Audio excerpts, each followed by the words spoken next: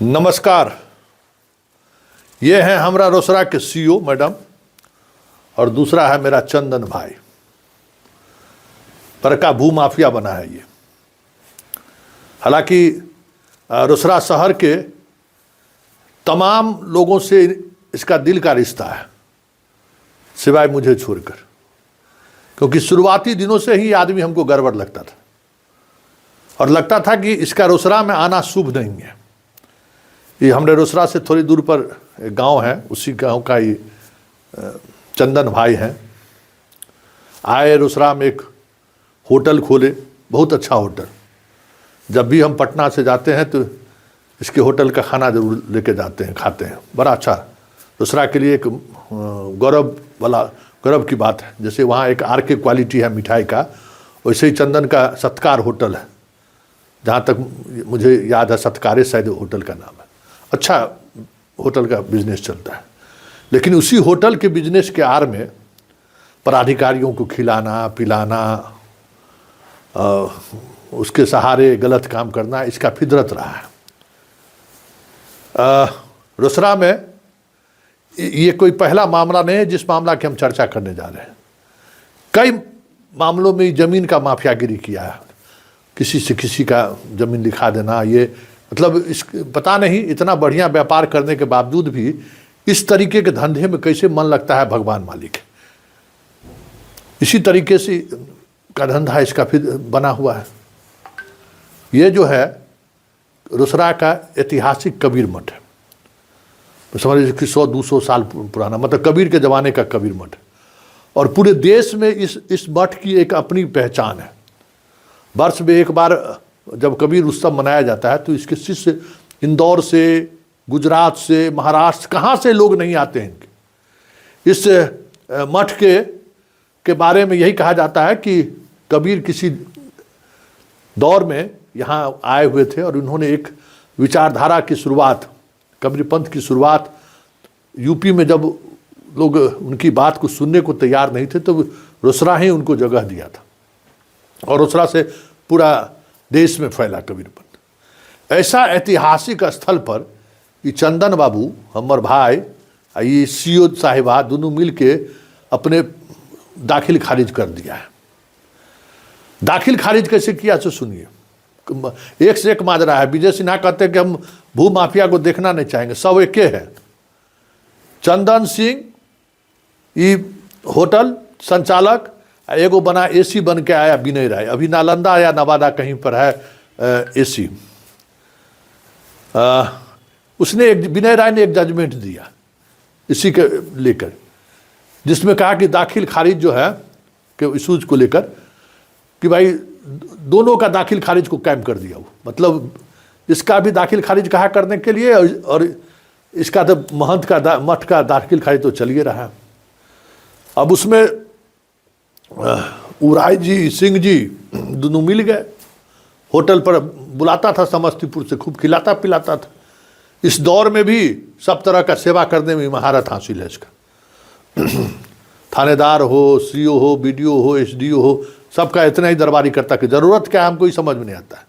कितना बढ़िया होटल चल रहा है, लाखों रुपया कमा रहा है, लेकिन उससे शांति नहीं है। पूरे रोसड़ा को यह अशांत किए हुए। और हमको पता है कि खबर चलाएंगे तो पहुंच जाएगा ही मेरे घर पर भी और कहेगा कि देखिए संतोष भैया क्या कर दिए।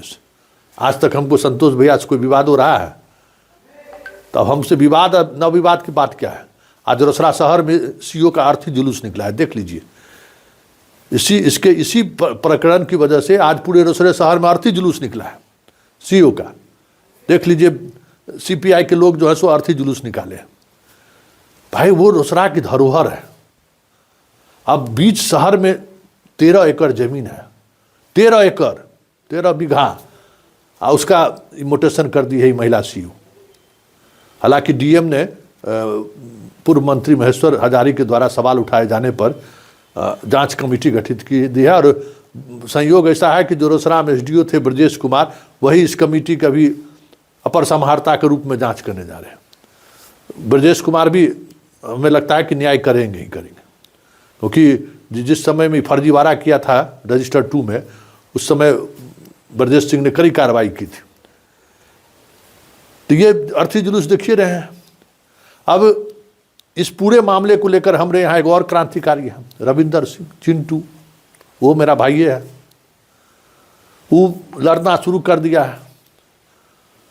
पहले भी लड़ रहा था, जिस जगह पर होटल कर रहा है वो कबीरे मठ का जमीन है, वहाँ इससे उलझ गया, मीट मुर्गा बेचता है तो उससे उलझ गया चिंटू लाल से, चिंटू लाल से उलझ गया तो चिंटू लाल इसको उलझाए हुए है, हाई कोर्ट सुप्रीम कोर्ट दिखाए हुए है इसको। लेकिन आदत से ही जो है ना, कहे ना, आया रोसड़ा व्यापार करने के लिए तो व्यापार करे से सो नहीं, रोसड़े को अस्थिर करने में लग गया। कोई भी जमीन हुआ उसमें कुछ न कुछ पिटीशन देना, भाई शांति से रहो यार ना, आए हो बिजनेस करने के लिए तो शांति कर रहो, लेकिन ना शांति से नहीं रहेगा।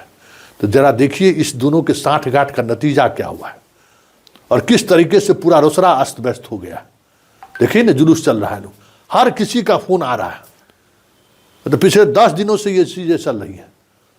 मतलब इतना ज़्यादा कह सकते हैं कि रोसड़ा, स्वाभाविक तौर पर हम रोसड़ा मेरा घर है, रोसड़े में अगर इस तरीके का खेल होना शुरू करें, हम पूरे बिहार को जो है सो आईना दिखाते रहते हैं। और ये हमारे रोसड़े में चोरी कर ली, सेंधमारी कर ली है ICU, तो अब सोच लीजिए क्या हो सकता है।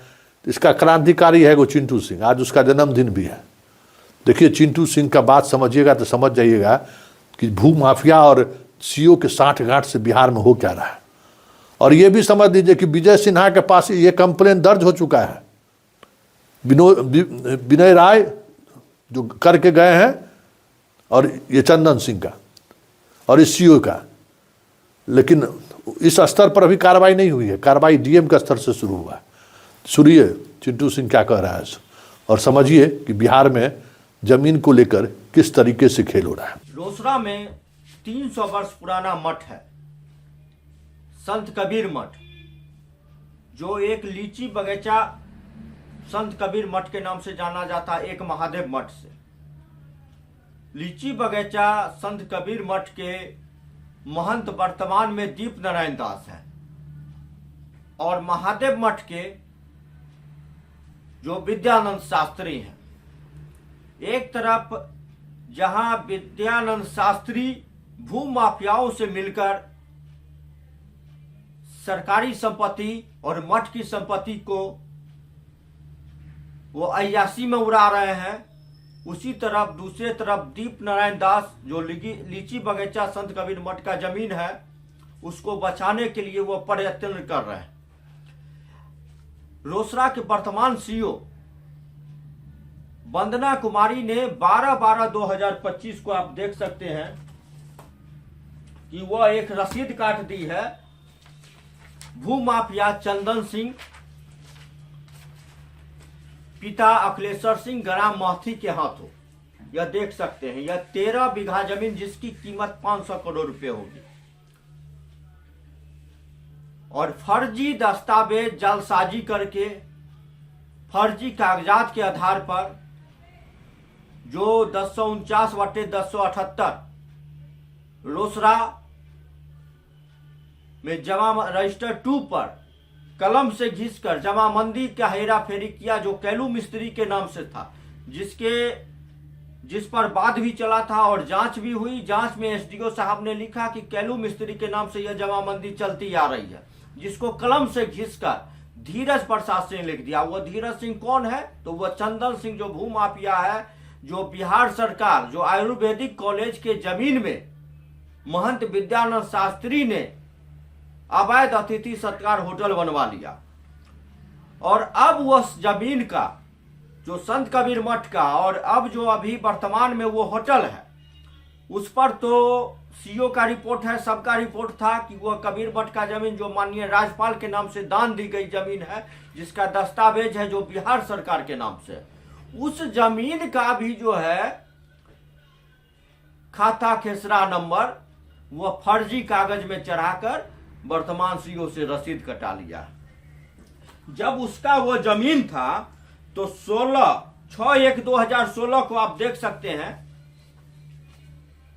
ये विद्यानंद शास्त्री से कैसे लीज करवाया, वो जिसमें अवैध होटल निर्माण है वो कैसे करवाया। जब इसका जमीन था तो लीज कैसे करवाया।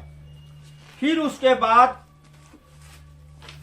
इसको देख सकते हैं कि 19/2/2020 को रजिस्टर्ड डीड है,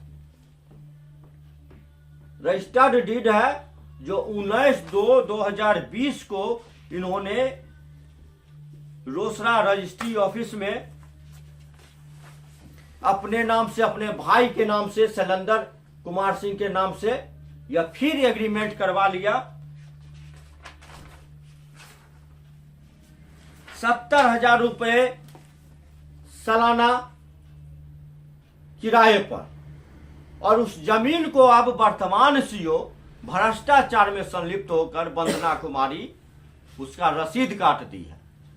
इस प्रकार बिहार सरकार और मठ के जमीन जो 500 करोड़ मूल्य का है, उस जमीन पर भू माफियाओं के हाथे जो वर्तमान सीईओ वंदना कुमारी ने जो रसीद काटी है, उस पर मैं माननीय मुख्यमंत्री महोदय, माननीय प्रधानमंत्री महोदय, माननीय भूमि राजस्व मंत्री और माननीय पूर्व मंत्री आदरणीय श्री महेश्वर हजारी जी को भी अवगत कराया। उन्होंने कल जिला अधिकारी के समक्ष दिशा की बैठक में मुद्दे को उठाया और डीएम साहब मेरे पास आकर उन्होंने कहा कि मैं इसकी जांच करवाऊंगा, सारा रिकॉर्ड लिया है।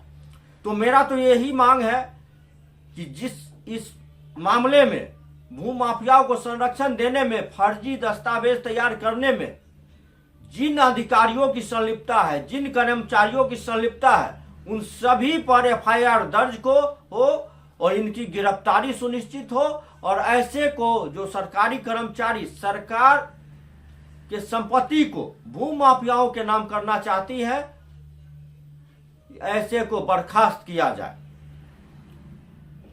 और आज यह रोसड़ा का ही मामला नहीं है, ऐसे पदाधिकारी रहेंगे, ऐसे कर्मचारी, अंचलाधिकारी, आरओ, इन सभी के दायित्व बनती है, इन सभी पर एफआईआर दर्ज होनी चाहिए। हम लोगों ने मांग किया है और जांच कमेटी गठित की गई है।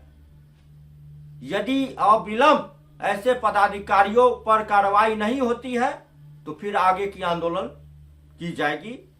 रविंद्रनाथ